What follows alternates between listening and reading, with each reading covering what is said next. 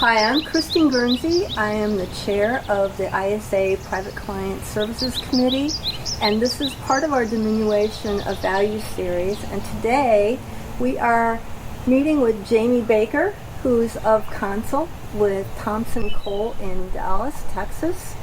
We are meeting out in my garden because it is COVID season still, and their offices are closed, and so Jamie has graciously agreed to come to my garden and meet me outside where we are socially distancing, and we will have our interview out here instead of her offices. So Jamie, thank you so much for coming today. I really, really appreciate your being willing to come out and helping us to finish up our series. My pleasure. So I was looking at your bio, and I see that in addition to your legal practice that you have a background in insurance, art history, collecting. I was fascinated with your background. Can you tell me a little bit about how you got into what you do? Well, I was thinking about this a little bit in anticipation of having the conversation with you today. And I was recalling that I grew up in a household that had, appreciation of art and culture and modest art collections. So I was steeped in it sort of from a very young age without really realizing that it was something of interest to me for the long term. Uh-huh. And I was one of those sort of late bloomers in college and didn't really know what I wanted to pursue.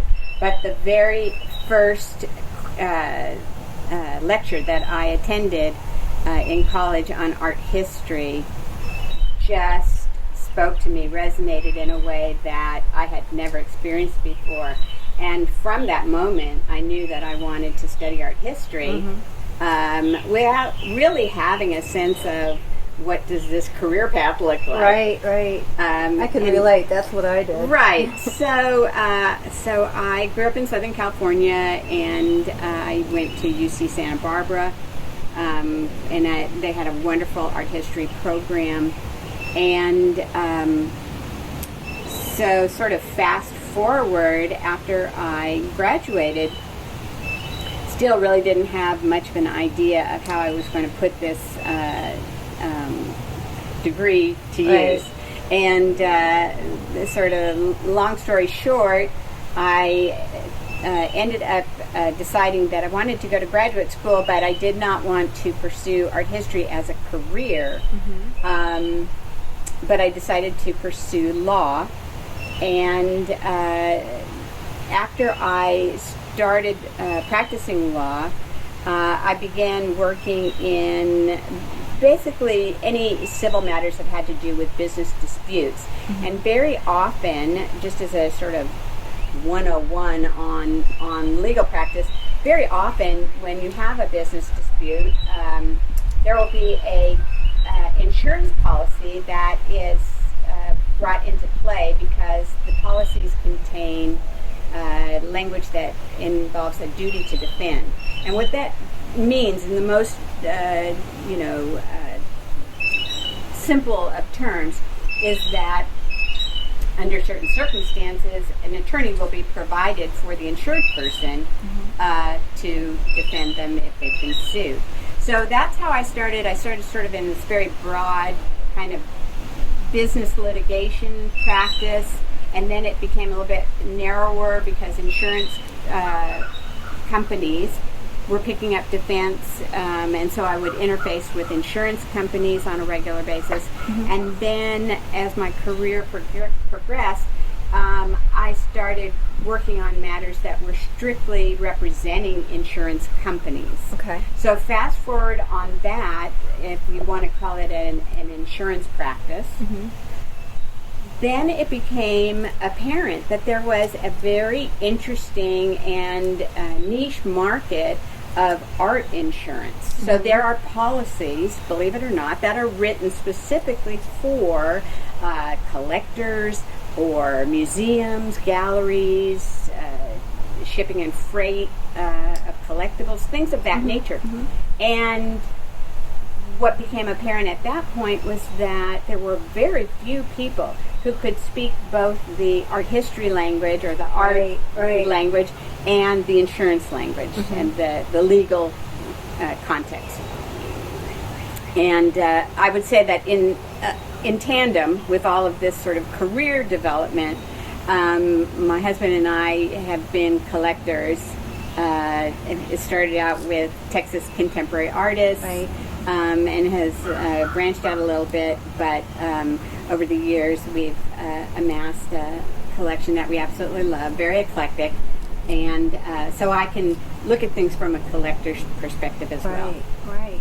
Well, that's fascinating, and I applaud you for being able to take an art history degree and and move it into something that's so fruitful.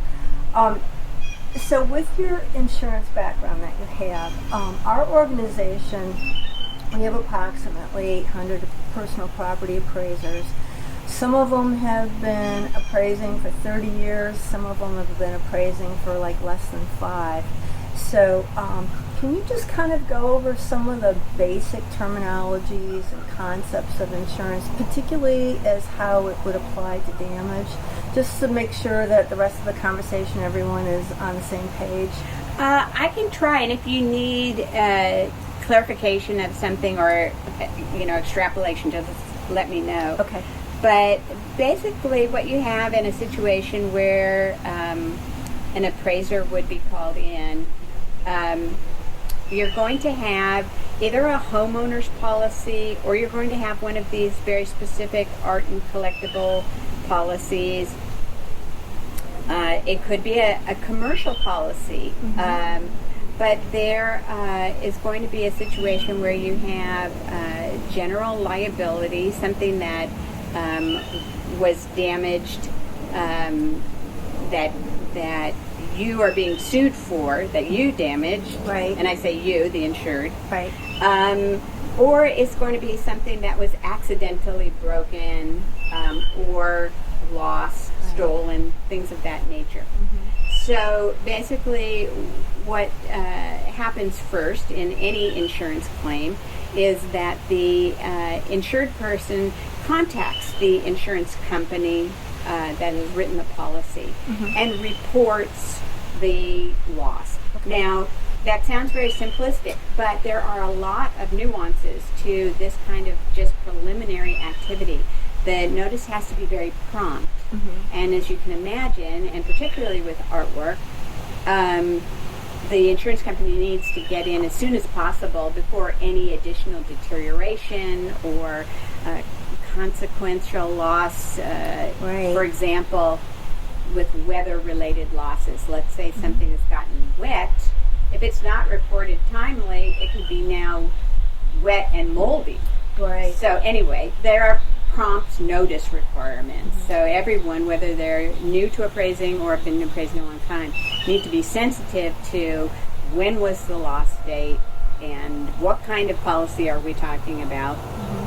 They don't have to be familiar with the policy terms per se. Right. But it is important to have some kind of working knowledge about insurance, and that is basically you can be sued for something you did, or you can seek coverage for something that happened, a damage that happened accidentally.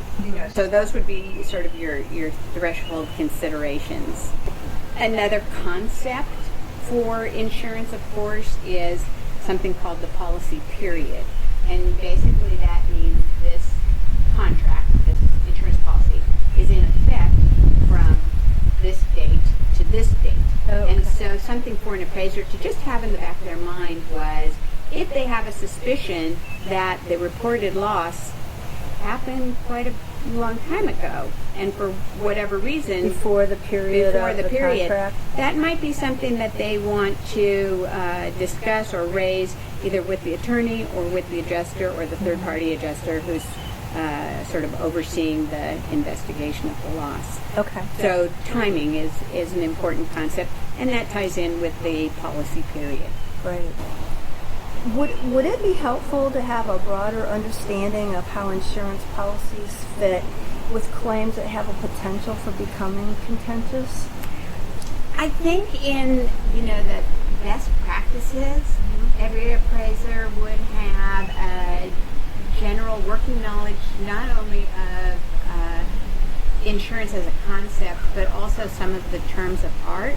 For example, the term loss, it has so many applications within the text of the insurance policy, and especially because the appraiser is called upon to evaluate, value a loss.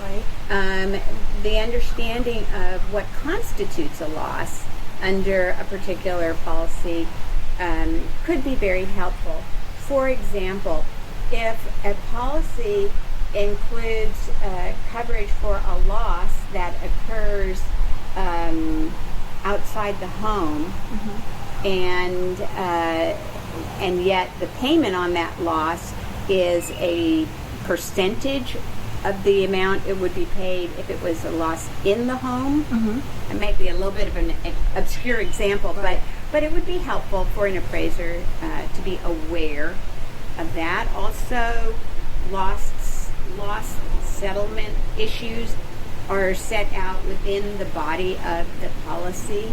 And so I think, to answer your question, if an appraiser is involved and called in to assist with an investigation on a claim, it could be helpful for them to request a copy of the policy. They're not necessarily going to read it and understand it, nor are they required to, but they may see definitions under that particular policy that will help them with their report. Just by way of example, let's say the policy defines the term property damage as whatever is set out in the policy.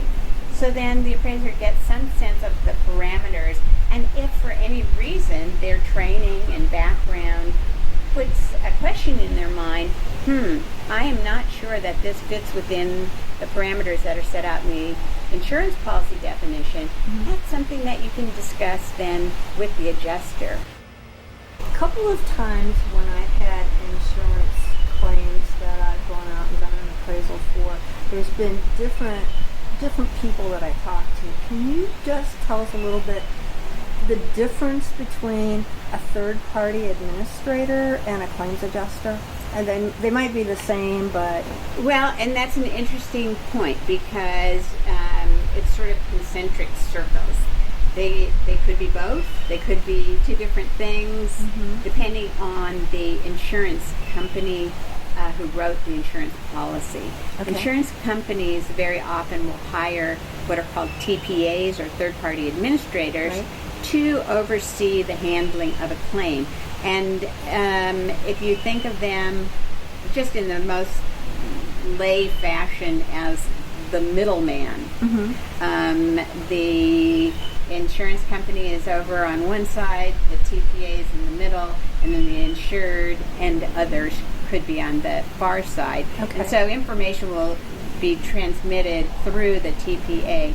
Now the TPA, the third-party administrator, has on their staff numerous individuals who adjust the claim. Now that doesn't mean that an insurance company, for example, a homeowner's policy is very different from an art loss policy.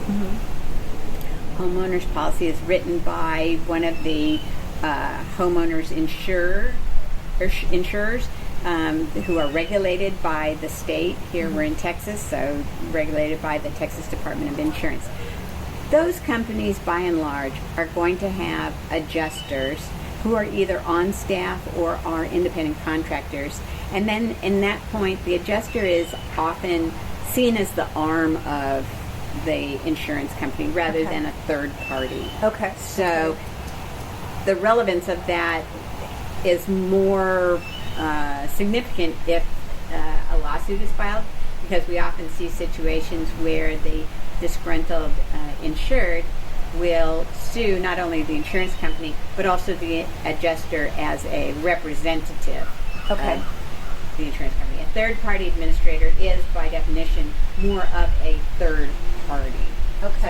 So Doesn't mean they wouldn't get sued, but Right. the other thing to bear in mind too, and this is sort of a subset of that topic, when you have a third-party administrator and there is someone on staff who is adjusting the loss, if that third-party administrator office is in the East Coast, let's say New York, New Jersey, where you will find a lot of these headquartered, and they have people on staff who may be familiar with different states and different states' laws for insurance claims, it is imperative that the staff person who is the middleman, so to speak, is licensed in that state. And I have actually had situations where there was an art claim and the insurance company ended up settling at a very high dollar because the third-party administrator staff person who was assigned to adjust, their boss was licensed in Texas, but they were not. Oh, interesting. And the art collector who was making the claim was savvy and was able to go online to the Texas governmental websites and throw that out there, and it made a big difference in the claim. Oh my gosh, that's fascinating. I would have never even thought about that, so thanks for bringing that up. That's something to keep an eye on. So Jamie, let's talk about damage and loss of value claims and claims that go south. So how often does damaged art collectible claims go to court?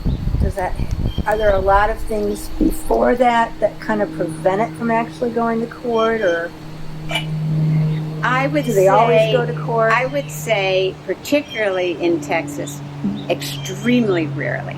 Really? You might see something of that nature more either in the New York area or in California, maybe even Chicago. Why is that? Percentage-wise, there are less claims. Percentage-wise, there are less high-dollar collections that the damage dispute is sizable. Okay. And I think that maybe some of the more, I don't want to call Texas a regional market, but secondary markets for art collection might be less valuable. And so they're more easily settled before a lawsuit is filed. Okay, that's interesting. I'm going to add a caveat to what I just said. Sure, go ahead. Bear in mind, however, that all the states, including Texas, that have significant weather-related issues may have a very high rate of claims that involve damage to artwork due to natural disasters. Right. But they wouldn't necessarily go to court. Okay. Unless there was a dispute over how it was handled. Yes. Okay. And this all comes down to money. It all comes down to money. There is a reality in American society that people buy insurance. Hopefully they'll never need it. I think they say the best insurance against needing insurance is having insurance. and the insurance is there to make someone whole. Artwork is a very strange type of loss because making someone whole, you may be able to provide financial wholeness, but it's such a unique item that once it's damaged, even with policy provisions that pay for restoration and the like, will the artwork ever be completely as it was? No. Right. So Jamie, what are some steps that happen?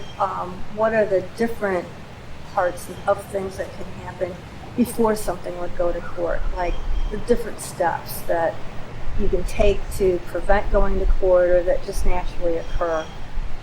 I can answer that question sort of giving you an overview on what happens from my involvement. I get a call from an insurance company or email, and they say, we'd like to send you a case. We need help with a claim that was reported to us. It involves damage to artwork. So I get the claim materials, whatever's been reported, and I start reviewing where the claim is. Is it in the very beginning stages? Is it already in a situation where you can tell there's acrimony? It could be really any number of things. But at that point, then I start assessing, is this something that needs additional investigation to determine whether an insurance benefit is due on the claim? Or conversely, I may be looking to see if the insurance company made the right call by denying the claim. So I could be coming at it from a couple of different angles. Okay.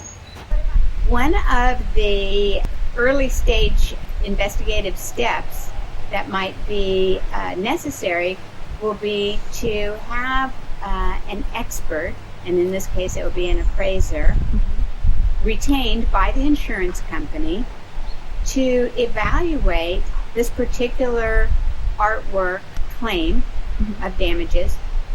At that point, I communicate with the insurance company and say, this insured is claiming damage to such and such type of artwork. And insurance companies, in my experience, are very receptive to understanding who is the appropriate party to retain to do this kind of specialized assistance for the claim.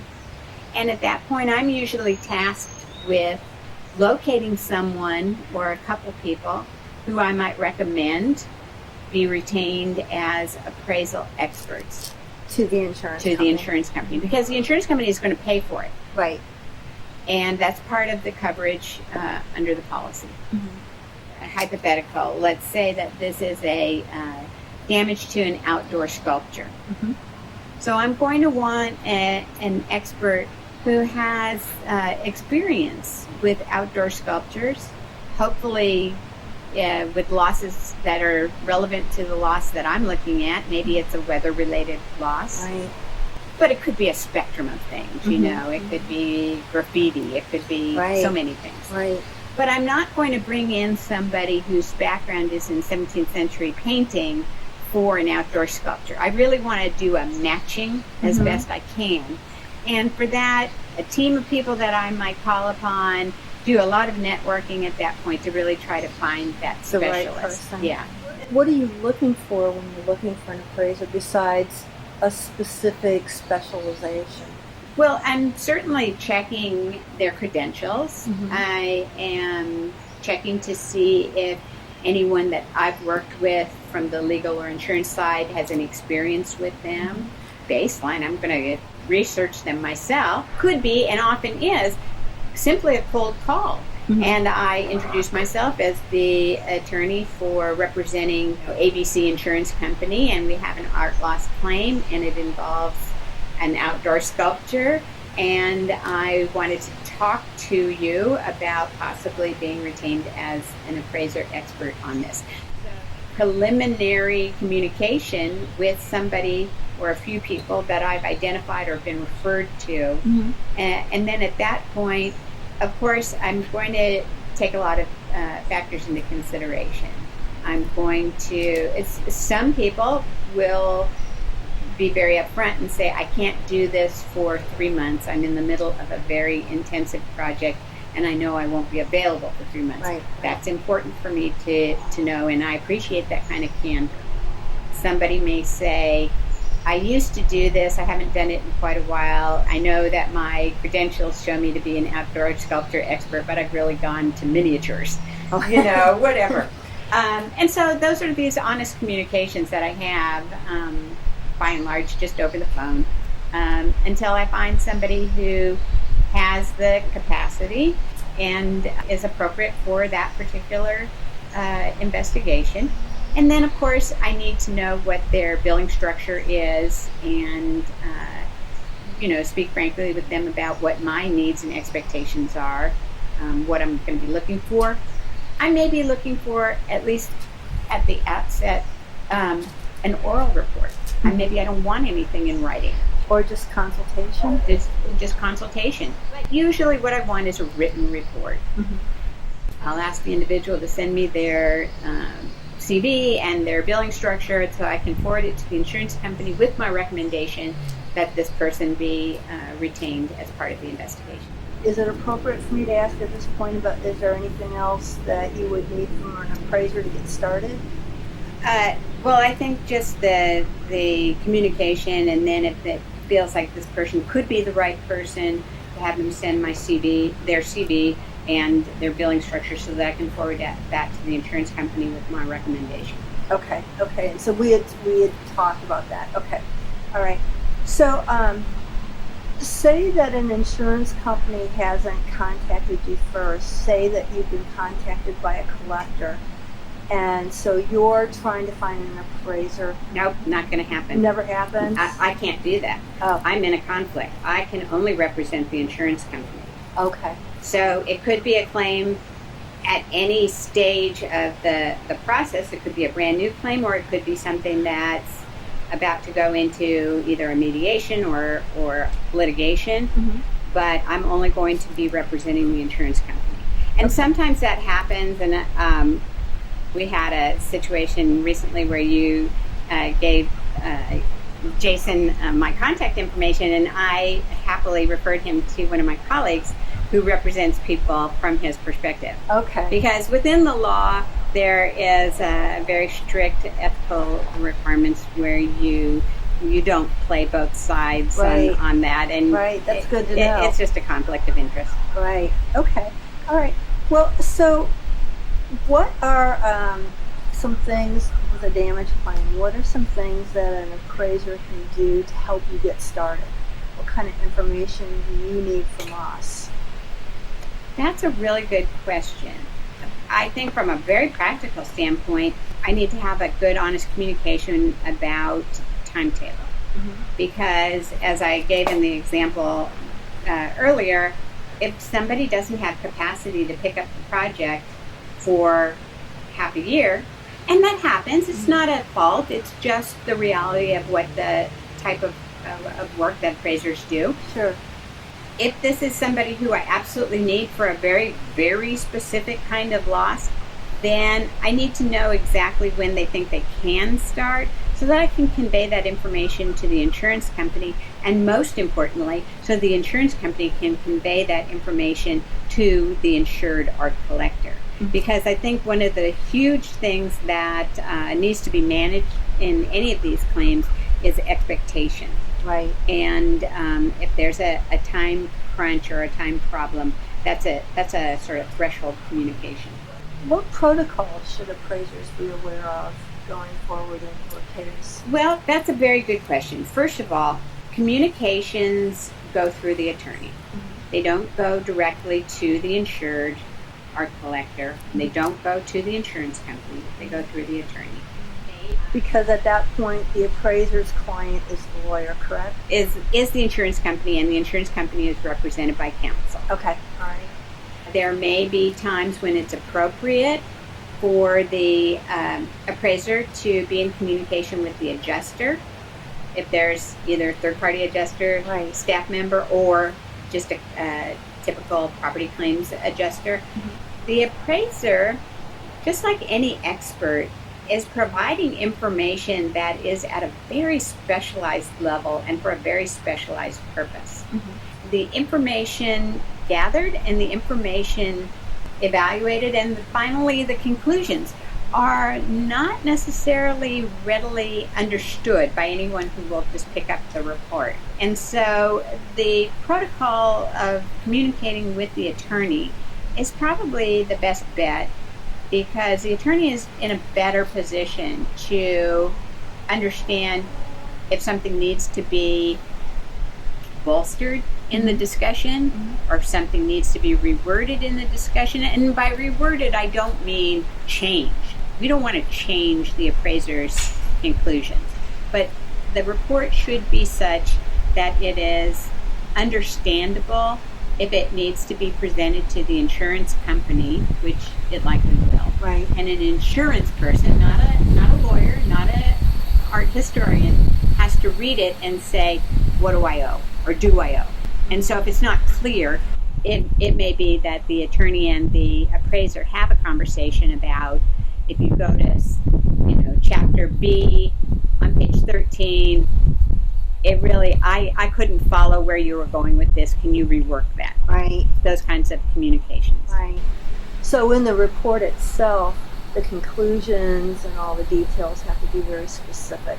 Very specific, very specific. I mean, if you think about it, it's no different than going to a doctor. Mm-hmm. You're going to the doctor for a diagnosis. You're presenting a certain array of symptoms and variables, and you're counting on the doctor's expertise to say, you have whatever illness it is. Right. Same thing with going to an appraiser for an art loss. You're going to somebody with a specific background, a genre or a period, and also has access to other works of art, either by the same artist or during the same period or from the same geographic location, has access to information about other collections, whether the artwork is collected widely, or maybe holdings in museums, has been in touring shows, all of these things. You're counting on the expertise of the appraiser to gather together all the symptoms, if you will, and let me know what the final diagnosis is. And that has to be very clear in the report. Who all sees the report besides the lawyer? Juries have access to it if it goes to court? Well, quite likely they would. So the attorney is the first to see it and walks through it with the appraiser. And again, as I said, is going to point out if there are any areas that need to be edited for clarity or maybe expounded on. The insurance company or third-party adjuster is definitely going to see it. And it will be accompanied by a letter that I have prepared, or my associates and I have prepared, that really walks through the translation for non-art people and explaining how these conclusions are affected by the policy language. Okay, so that's where my two hats sort of comes into play. Sure. However, I will tell you that it is very, very often that the art collector insured will request a copy of the report. I would if I was in their shoes. And perhaps their attorney will be, if they're represented by counsel, they will be requesting a copy of any expert reports, and this would be an expert report. And at that point, if the art collector insured disagrees with some of the premises or foundational comments or any factual issues upon which the conclusions are based, and or the ultimate conclusions, they can hire their own appraiser expert. That was my next question. What happens when they can hire their own appraiser expert to evaluate the initial appraiser's report and make their own counter report, if you will, and then that counter report then comes to me again. I send it back to the original appraiser that was hired by the insurance company and ask them to comment on it. It could be something where, I've seen things as minor, not insignificant, but minor, as a date was wrong. Okay? Dates are important, and all these reports should be as perfect as possible. And if there's a wrong date, it should be corrected. It doesn't in any way invalidate the conclusions if it's something of that nature, but it could be something like, I've never seen this, but I'm just using it as hypothetical, that the appraiser missed a whole group of comps brought to the attention by the counter appraiser. Says, you didn't even talk about the collection in the Mexico City Museum of Art, and brings those up. Well, that's very valid and is necessary. And it's important too, because if the appraiser were to have missed something more of a major consideration such as that, it would also impact the attorney, and it would impact the insurance company, and think, maybe this appraiser's not that reliable, and maybe this is something that should not go to a jury. Maybe our appraiser's report is not as strong as we need it to be. Right. So those would be some of the issues. But I have been involved in scenarios where they go back and forth and back and forth, and because the original appraiser may not agree with the appraiser that's been brought in. Oh gosh, going back to our original concept about, does an appraiser need to know about insurance policies? If one side is asserting that the value is based on a fair market value, another side is arguing its position on a different replacement cost loss valuation model. Have to reconcile. You may come up with way different figures, right? Because of different value models. So then you look at the policy, and the policy typically will define what value model is to be used.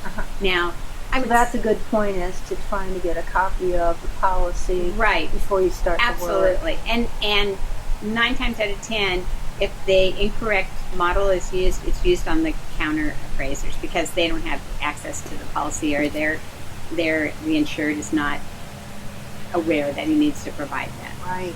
But it puts the onus on the initial appraiser to say, I looked at the policy that was provided to me, and I saw that the definition of loss in the policy was blah, blah, blah, and you'll see that in my report I have defined certain terms, and the term for loss is the term verbatim that is used in this particular policy.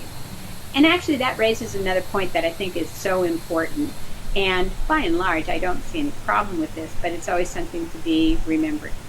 The report should include a preliminary page that not only has sort of an executive summary for quick reference, scope of work, but also sets forth everything the appraiser was given to look at.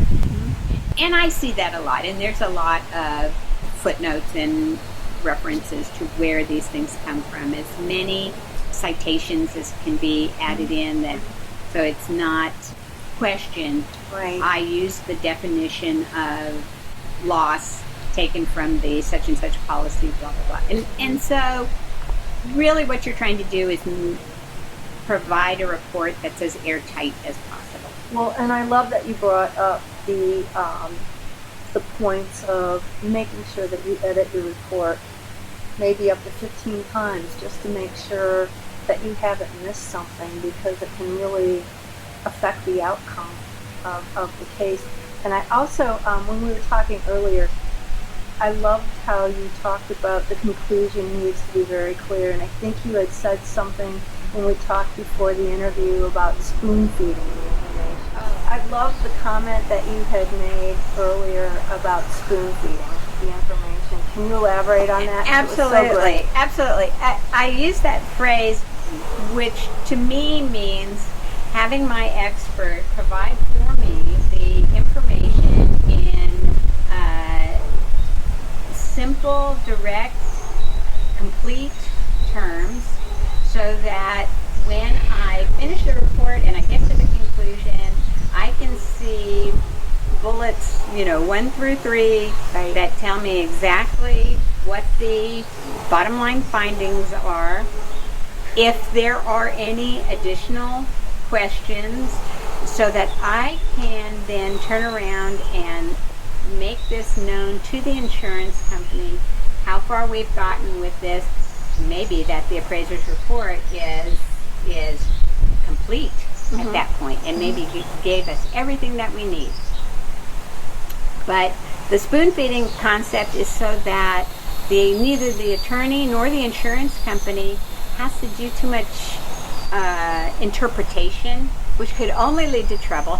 And it's really not appropriate any more than if you had an expert physician and the lawyer and the insurance company are not doctors. Right. So what the spoon feeding concept is have the appraiser think of their report and their conclusion as just completely fitting onto the spoon, and you're just going to place it right into the mouth of the insurance company, and they'll take that bite, and that's exactly what they were looking for. And A leads to B, And B leads absolutely, to C. absolutely.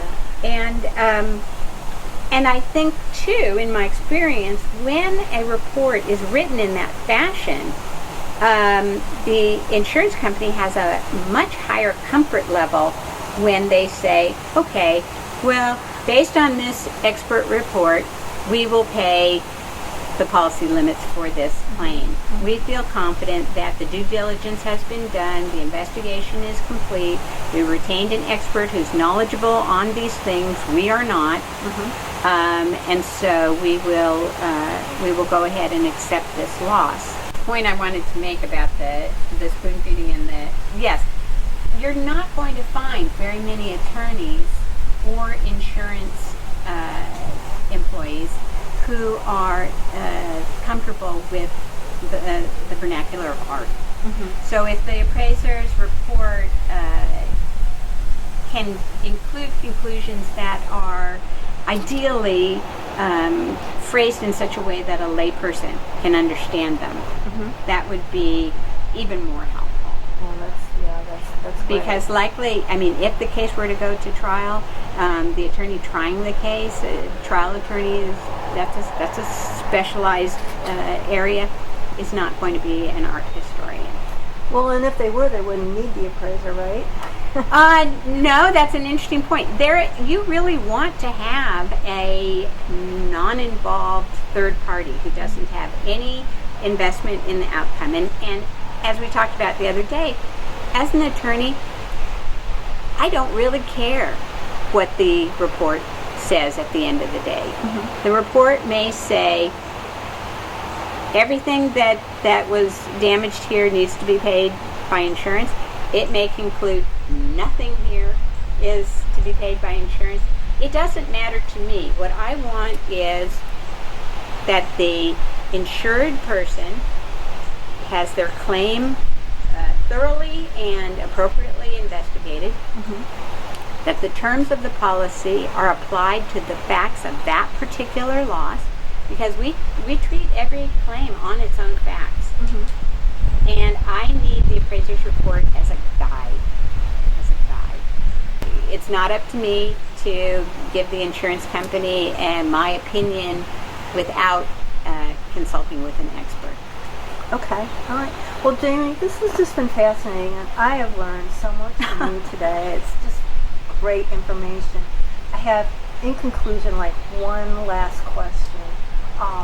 And I know that this is going to be a burning question for the appraisers that are watching the video.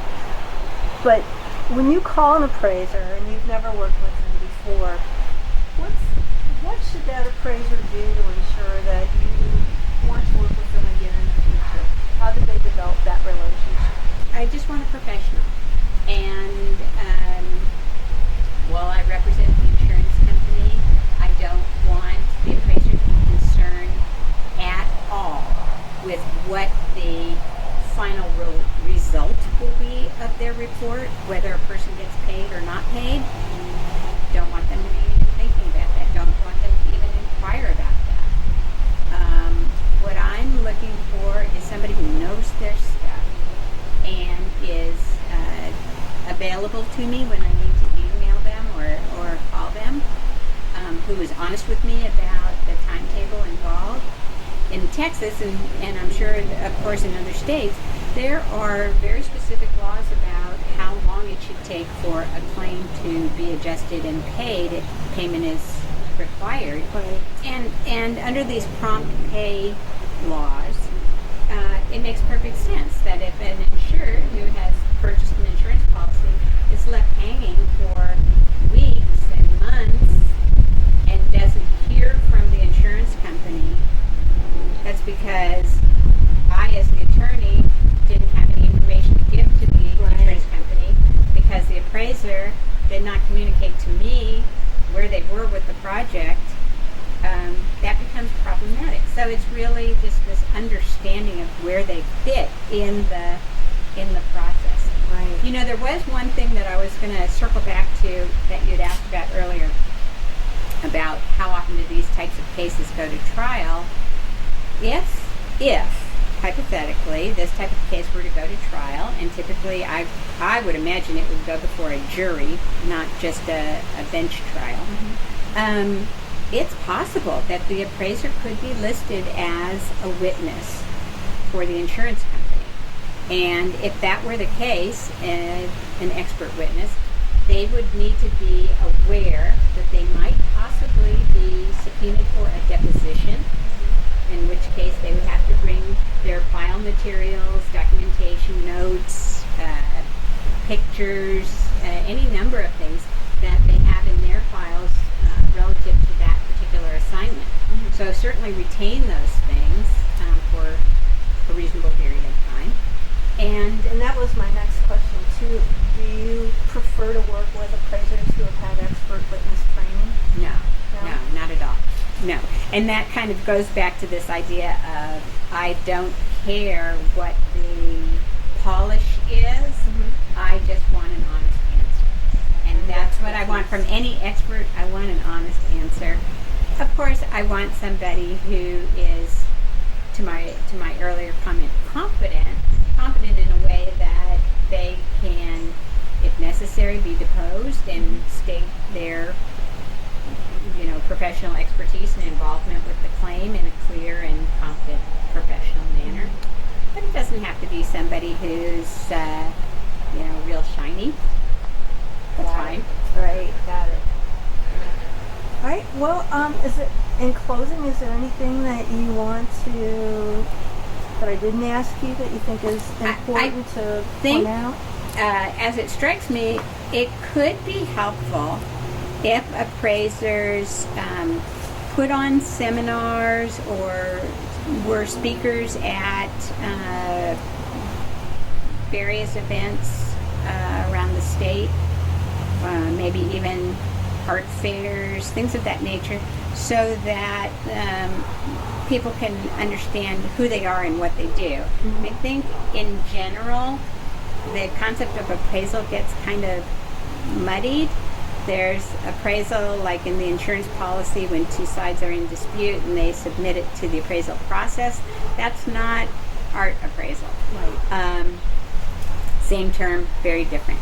It could be appraisal for estate purposes. It could be appraisal for tax purposes. Those two are very different. Right. But appraisal for an insurance loss is a third animal. And so just to get involved with things where there might be name recognition, either of your particular company or you as an individual, I think can only be helpful. Yeah.